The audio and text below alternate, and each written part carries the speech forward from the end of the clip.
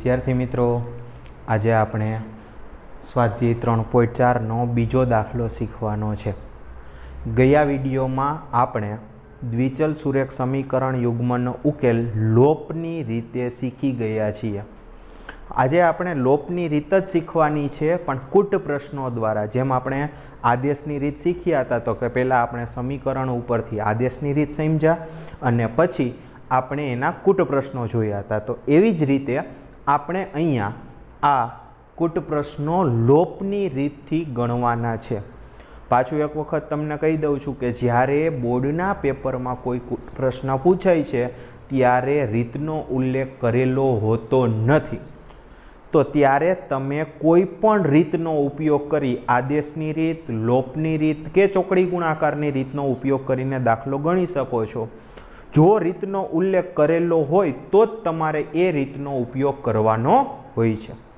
તો ચાલો આપણે એનો પહેલો દાખલો શીખીએ, જે આપણે આગળ આવી જ ગયો છે અપૂર્ણાંકવાળો દાખલો, પણ આપણે હવે લોપની રીતે શીખવાનો છે। તો કે આપણે દાખલો જોઈએ કે એક અપૂર્ણાંકના અંશમાં એક ઉમેરીએ। એક અપૂર્ણાંક આપણે લેવાનો છે, એના અંશમાં આપણે એક ઉમેરવાનો છે અને છેદમાંથી આપણે એક બાદ કરવાનો છે। તો એ અપૂર્ણાંકની કિંમત અતિ સંક્ષિપ્ત રૂપમાં એક બને છે। ટૂંકમાં આપણે છેદ ઉડાડી દઈએ તો એનો જવાબ આપણને એક મળે છે। જો માત્ર છેદમાં જ એક ઉમેરીએ, જો આપણે છેદની અંદર જ ખાલી એક ઉમેરીએ તો એ અપૂર્ણાંકનું અતિ સંક્ષિપ્ત સ્વરૂપ એકના છેદમાં બે બને છે। તો આપણે અપૂર્ણાંક શોધવાનો છે। તો આપણે પહેલાં આપણે અપૂર્ણાંકનો અંશ અને છેદ ધારવો પડે। તો કે ધારો કે તે અપૂર્ણાંકનો અંશ x અને છેદ y છે। હાલો, અપૂર્ણાંકનો અંશ અને છેદ આપણે લઈ લીધો છે। તો આપણો તેથી મૂળ અપૂર્ણાંક આપણે મળશે x ના છેદમાં y। સમજાણો વિદ્યાર્થી મિત્રો? તો ચાલો આપણે હવે સમીકરણ બનાવીએ। તો સમીકરણ બનાવવા માટે આપણે પહેલો પોઈન્ટ આપેલો છે કે અંશમાં એક ઉમેરતા અને છેદમાંથી એક બાદ કરતા અપૂર્ણાંકની કિંમત એક બને છે। અંશમાં આપણે એક ઉમેરીએ તો અંશ આપણી પાસે છે x, એની અંદર આપણે એક ઉમેરવાનો છે અને છેદમાંથી એક બાદ કરીએ એટલે આપણે y માંથી એક બાદ કરવાનો છે। તો આ અપૂર્ણાંકની કિંમત એક મળે છે।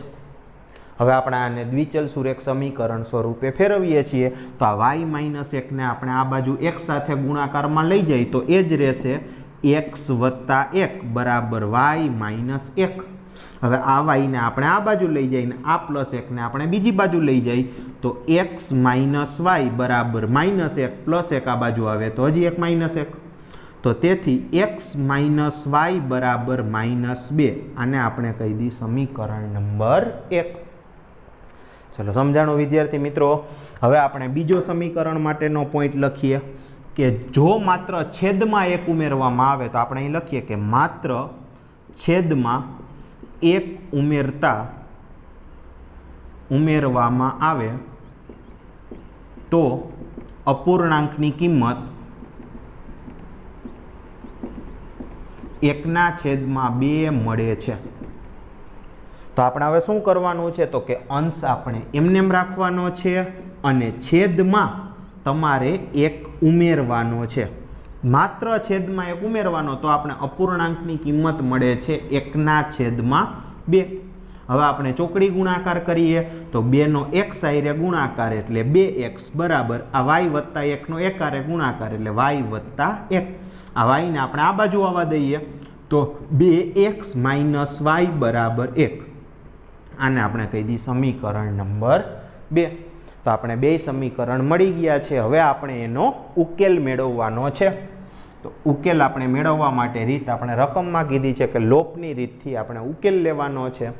તો આપણે બંને સમીકરણનો કોઈ એક સહગુણક સરખો કરવો પડે, કોઈ પણ ચલનો સહગુણક।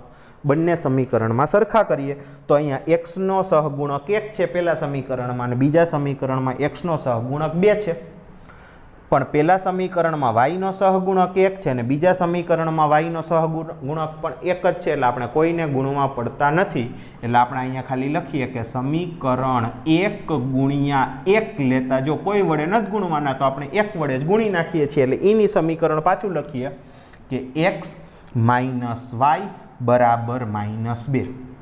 એવી જ રીતના આપણે લખીએ કે સમીકરણ 2 ગુણ્યા 1 લેતા લો બીજા સમીકરણને પણ 1 વડે ગુણી નાખીએ તો 2x માઇનસ y બરાબર 1.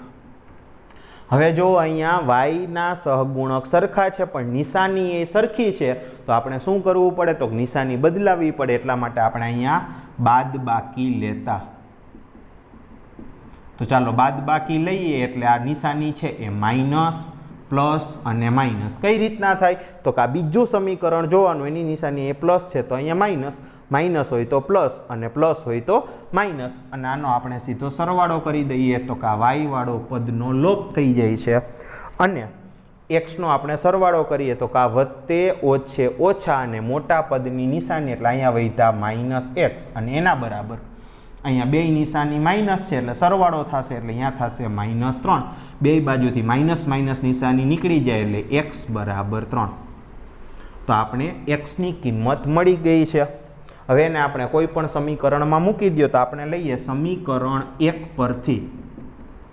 હાલો સમીકરણ 1 પરથી સમીકરણ પેલું શું છે x માઇનસ y બરાબર -2. માં x ની જગ્યાએ મૂકવાના છે 3 માઇનસ y બરાબર -2. આ 3 ને આપણે ઓલી બાજુ લઈ જઈએ છીએ તો કે -y બરાબર -2 -3 પ્લસ નિશાની છે બરાબરની બીજી બાજુ જશે તો માઇનસ થઈ જશે. તેથી -y બરાબર -5 તેથી y બરાબર 5. તો આ x ની ને y ની કિંમત આપણે મળી ગઈ. પણ આપણે તો અપૂર્ણાંક જોઈએ છીએ એટલે આપણે લખીએ કે આમ મૂળ અપૂર્ણાંક એના બરાબર x ના છેદમાં y બરાબર x આપણે મળ્યા 3 અને y મળ્યા 5. સમજાય છે વિદ્યાર્થી મિત્રો? સાવ સરળ દાખલો છે. તમને સમીકરણ બનાવતા આવડશે તો તમે કોઈ પણ રીતનો ઉપયોગ કરીને એનો ઉકેલ તો શોધી જ શકશો.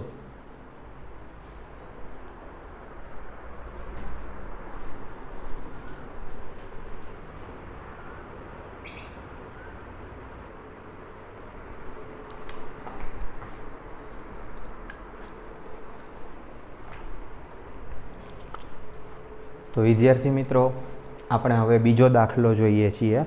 તો એની આપણે સૌથી પહેલાં રકમ સમજીએ કે 5 વર્ષ પહેલાં નૂરીની ઉંમર સોનુની ઉંમરથી 3 ગણી હતી. તો ઉંમરનો દાખલો આપણે આના પહેલાંના પણ સ્વાધ્યાયમાં શીખી ગયા છીએ, બરાબર. 10 વર્ષ પછી નૂરીની ઉંમર સોનુની ઉંમરથી 2 ગણી થશે તો આપણે એની બેયની હાલની ઉંમર, વર્તમાન ઉંમર એટલે કે હાલની ઉંમર શોધવાની છે. આપણે જ્યારે આગળની ઉંમર અને પાછળની ઉંમર લેવાની હોય ત્યારે તમને પાછું યાદ કરાવું છું કે જો પછીની ઉંમર હોય તો તમારે હાલની ઉંમરમાં તે પછીની ઉંમર ઉમેરવી પડે એટલે કે સરવાળો કરવો પડે. અને જો પહેલાંની ઉંમર હોય તો હાલની ઉંમરમાંથી પહેલાંની ઉંમર તમારે બાદ કરવી પડે. ચલો સમજાય છે વિદ્યાર્થી મિત્રો? તો આપણે એ દાખલો આગળ શીખીએ. તો સૌથી પહેલાં તો આપણે બંનેની હાલની ઉંમર ધારી લઈએ કે ધારો કે નૂરીની હાલની ઉંમર x વર્ષ અને સોનુની હાલની ઉંમર y વર્ષ છે. ચાલો આપણે બંનેની નૂરી અને સોનું બંનેની હાલની ઉંમર ધારી લીધેલી છે. હવે આપણે શું કરવાનું છે તો કે આપણે 5 વર્ષ પહેલા જે સરખામણી છે એ 5 વર્ષ પહેલાની છે તો બંનેની 5 વર્ષ પહેલાની ઉંમર આપણે લેવી પડે. તો આપણે અહીંયા લઈએ કે 5 વર્ષ પહેલા નૂરીની ઉંમર. તો નૂરીની હાલની ઉંમર x વર્ષ છે, તો 5 વર્ષ પહેલા કેટલી થાય? x - 5 વર્ષ. અને સોનુની ઉંમર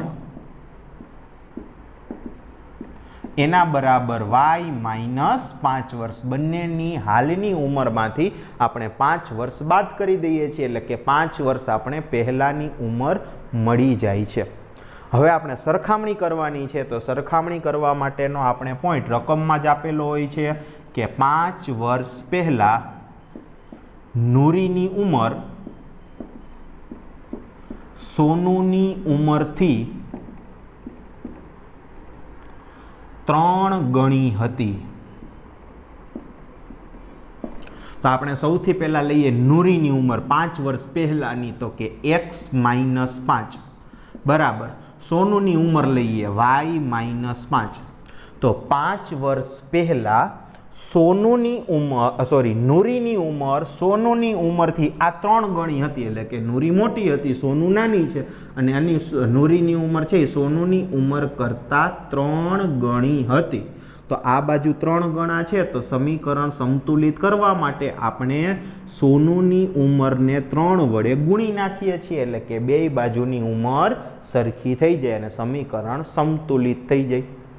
હવે આપણે સમીકરણનું સાદું રૂપ આપીએ, તો કે x - 5 બરાબર અહીંયા થશે 3y - 15. અહીંથી 3 વડે આપણે કાઉન્સ છોડેલો છે. હવે આ 3y ને આપણે આ બાજુ આવવા દઈએ.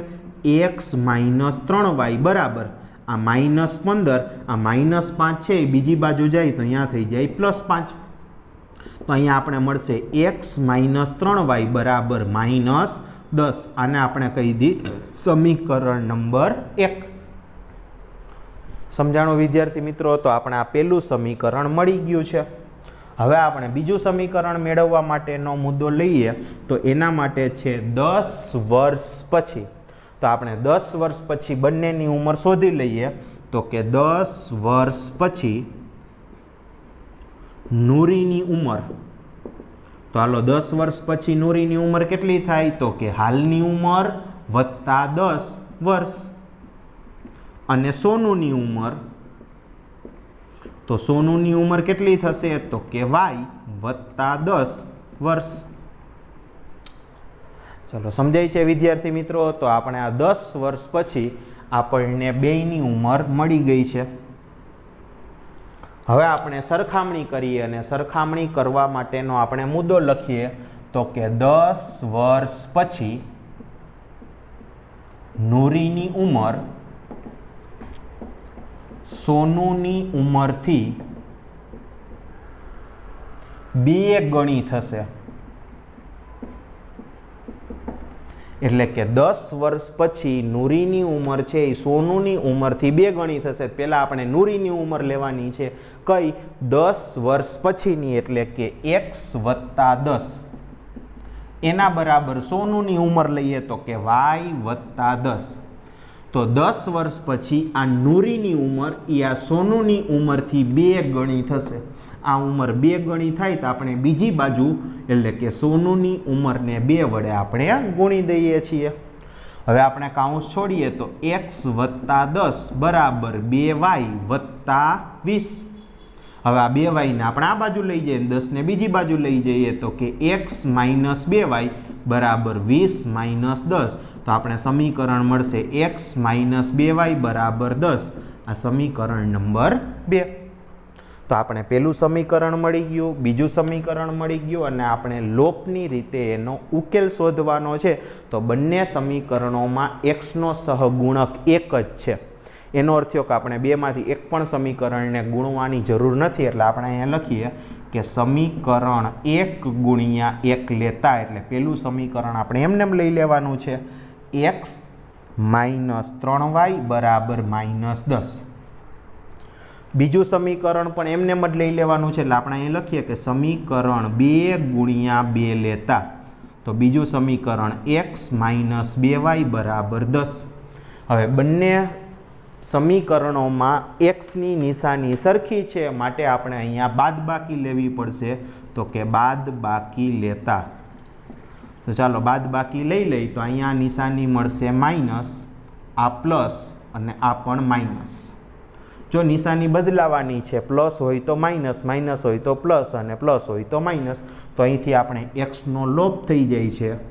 અહીંયા થશે -3y અને +2y। હવે આ નિશાની તમારે જોવાની નથી, તો આપણે કહીએ માઇનસ પ્લસ માઇનસ અને મોટાની નિશાની એટલે -y બરાબર। અહીંયા તો બે નિશાની માઇનસ જ છે એટલે સરવાળો થશે એટલે કે -20।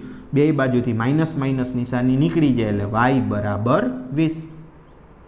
તો ચાલો આપણે y ની કિંમત અહીંયા મળી ગઈ છે। આને આપણે કોઈ પણ સમીકરણમાં મૂકી શકીએ, તો કે સમીકરણ 2 પરથી તો બીજું સમીકરણ આપણી પાસે છે x - 2y બરાબર 10। તેથી x - 2 y ની જગ્યાએ 20 બરાબર 10। તેથી x - 20 ગુણ્યા 2 એટલે 40 ને એના બરાબર 10, -40 ને પેલી બાજુ જવા દો એટલે x બરાબર 10 વત્તા 40 એટલે કે x બરાબર 50। તો આપણે x ની કિંમત છે એ 50 મળી ગઈ છે। હવે આપણે નીચે જવાબ લખી દઈએ કે આમ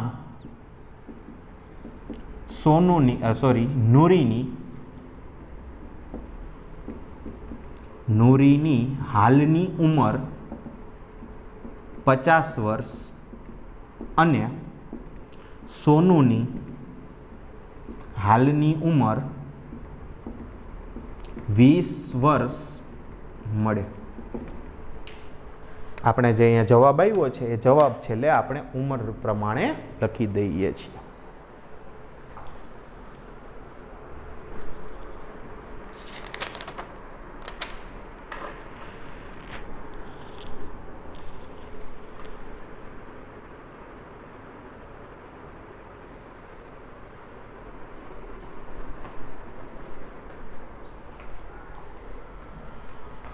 વિદ્યાર્થી મિત્રો, આપણે હવે ત્રીજો દાખલો જોઈએ। કુટ પ્રશ્નમાં 2 અંકોની સંખ્યાના અંકોનો સરવાળો 9 છે।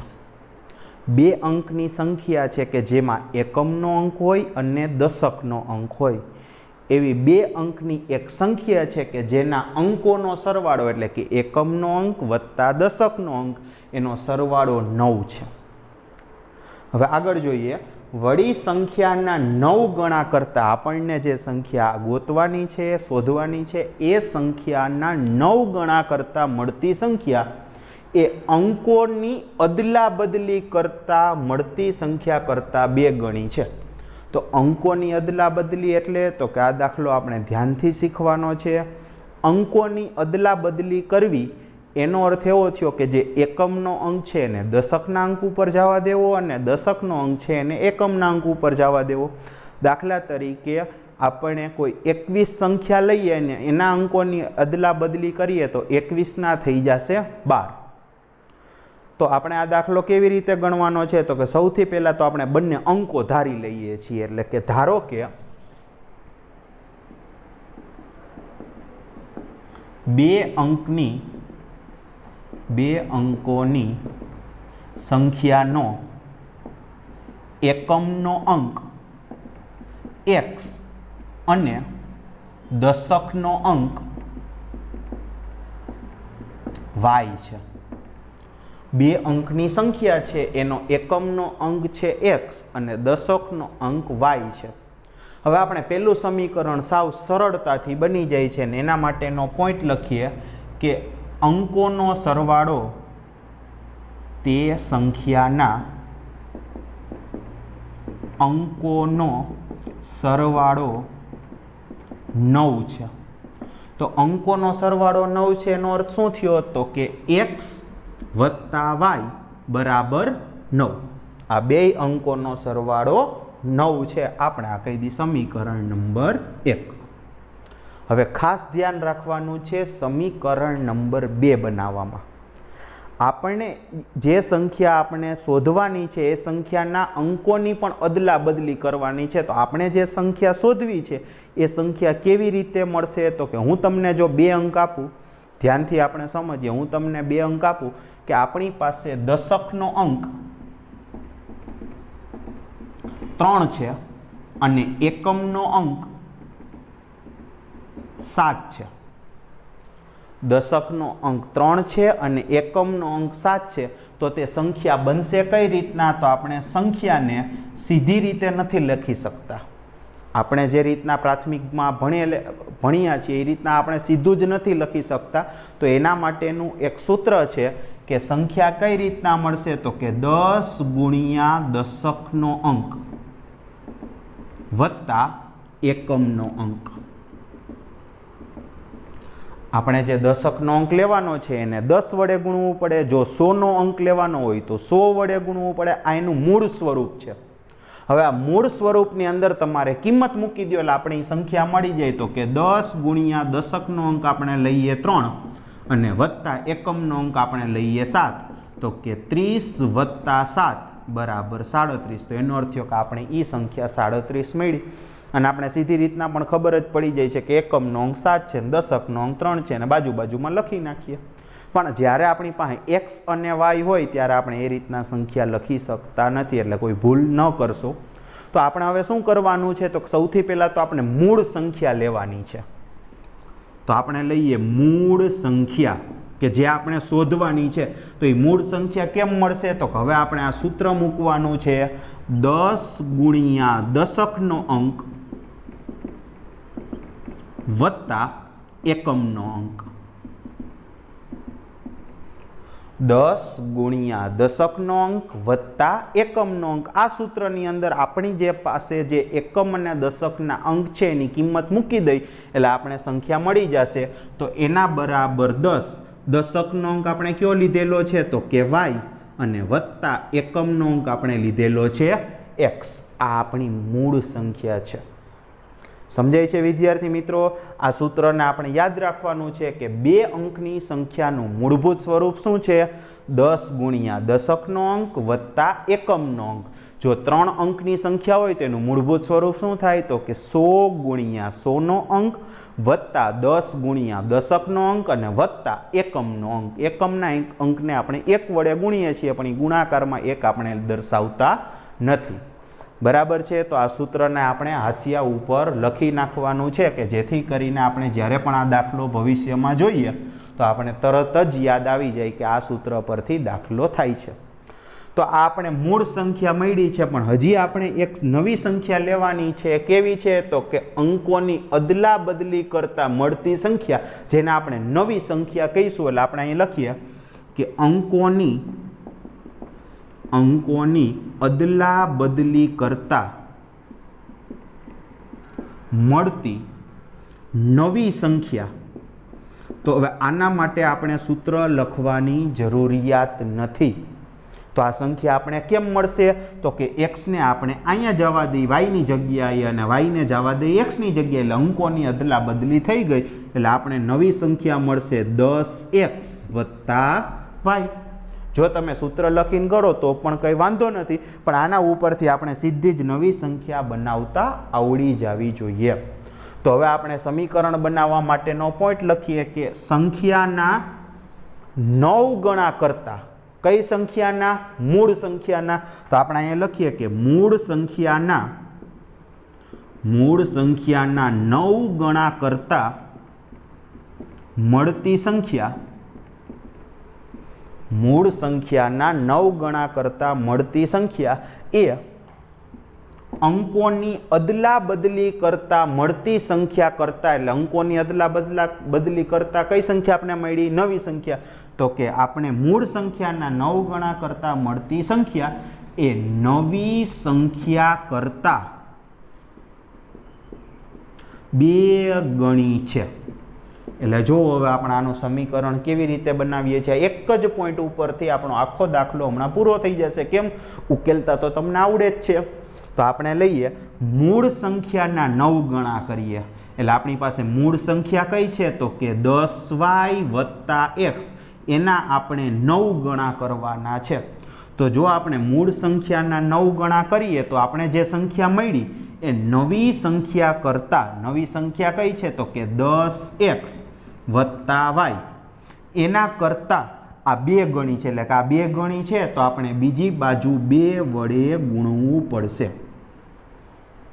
સમજાય છે વિદ્યાર્થી મિત્રો? જો આપણે મૂળ સંખ્યાના 9 ગણા કરીએ તો આપણને જે સંખ્યા મળશે એ નવી સંખ્યા કરતાં 2 ગણી થશે. તો આ બાજુ 2 ગણા હોય તો આપણે બીજી બાજુ 2 ગણા કરી દઈએ એટલે સમીકરણ સંતુલિત થઈ જાય છે. હવે આપણે કાઉન્સ છોડીએ તો અહીંયા આપણે કાઉન્સ છોડીએ તો શું મળશે?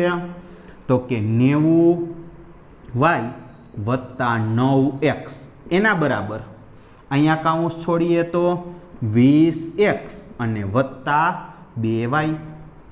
હવે આપણે શું કરીએ તો કે આપણે આ બાજુના બધાય પદને બીજી બાજુ લઈ જઈએ. શા માટે? તો કે અહીંયા x ની કિંમત મોટી છે અને અહીંયા x ની કિંમત નાની છે. તો આપણે બંને પદને બીજી બાજુ લઈ જઈએ તો 0 બરાબર 20x વત્તા 2y. આ પ્લસ 90y આ બાજુ જાય તો માઇનસ 90y અને પ્લસ 9x આ બાજુ જાય તો માઇનસ 9x. હવે આપણે બાદબાકી કરીએ તો શું મળે? તો કે 20x માંથી 9x જાય તો અહીંયા મળશે 11x. 2y માંથી 90y જાય એટલે વધશે માઇનસ 88y અને એના બરાબર 0. હજી આપણે આને સમીકરણ 2 નથી કહેતા. કેમ? તો કે આખા સમીકરણને આપણે 11 વડે ભાગી શકીએ છીએ. તો કે આને આપણે 11 વડે ભાગીએ તો x માઇનસ આને 11 વડે ભાગો તો કે 8y અને એના બરાબર 0. આ સમીકરણ નંબર 2 અને કારણ લખી દઈએ તો કે 11 વડે ભાગતા. સમજાય છે વિદ્યાર્થી મિત્રો? હવે આપણે જોઈએ તો કે આ પહેલા સમીકરણમાં અને બીજા સમીકરણમાં બંનેના x ના સહગુણક 1 છે એટલે કોઈને ગુણવાની જરૂરિયાત નથી. એટલે આપણે અહીંયા લખીએ કે સમીકરણ 1 ગુણ્યા 1 લેતા. તો ચાલો પેલું સમીકરણ આપણે એમને એમ લખી નાખીએ x વત્તા y બરાબર 9. સમીકરણ 2 ગુણ્યા 1 લેતા બીજા સમીકરણને 1 વડે ગુણી નાખીએ તો કે x માઇનસ 8y બરાબર 0. હવે બંને x ના સહગુણકની નિશાની સમાન છે એટલે આપણે અહીંયા બાદબાકી લેવી પડશે. તો આપણે લઈએ બાદબાકી લેતા. તો બાદબાકી લેવા માટે આપણે નિશાની બદલાવી પડે. માઇનસ પ્લસ અને માઇનસ. તો અહીંથી આ x લોપ થઈ જાય છે. આ બેયનો સરવાળો થાય એટલે કે 9y અને એના બરાબર અહીંયા 9 માંથી 0 બાદ કરીએ એટલે 9 જ વધશે એટલે y મળશે 1.